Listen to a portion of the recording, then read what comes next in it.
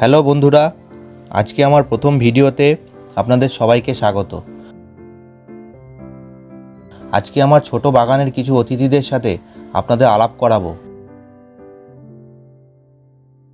সম্পূর্ণ ভিডিওটা দেখতে থাকুন, আশা করি আপনাদের পুরো ভিডিওটা ভালো লাগবে।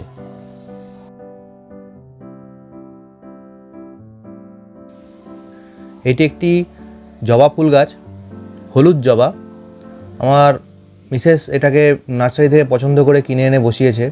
দেখুন কি সুন্দর ফুলটা ফুটেছে। এটা ভোরবেলা তোলা হয়েছে ছবিটা।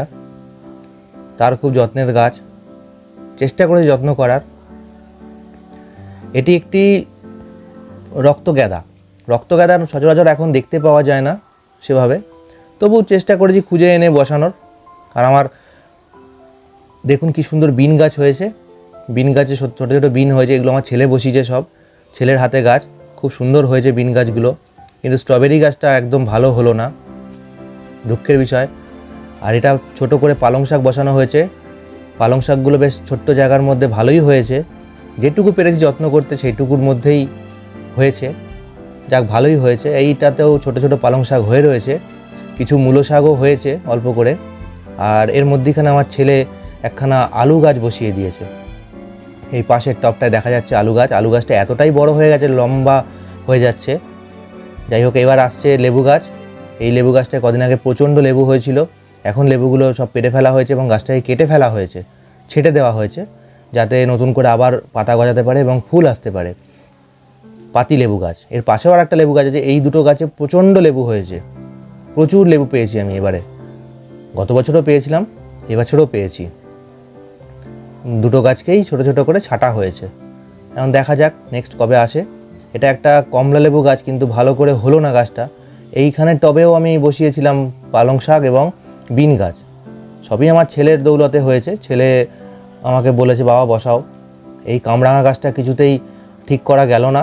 অনেক কষ্ট করেছি কামরাঙা গাছটার জন্য, কিন্তু এইরকমভাবেই মরে যাচ্ছে। এইটি একটি মুসম্বি লেবু গাছ।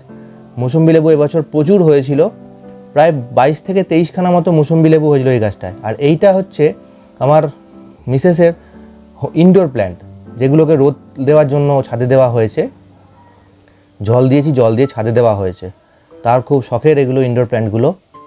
যাই হোক, তা আমাকে বলেছে এগুলো করে রাখতে, রোদে দিতে। আমি রোদে দিয়ে রেখেছি।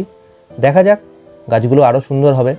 এই জবা গাছগুলো সকালে ছবি তুলেছিলাম, এখন দেখুন ফুলটা তুলে ঠাকুরকে দিয়েছি। হলুদ জবাগুলো নতুন আবার কুড়ি আছে, সেই কুড়িগুলো আবার যখন ফুটবে আবার ঠাকুরের পায়ে দেওয়া হবে।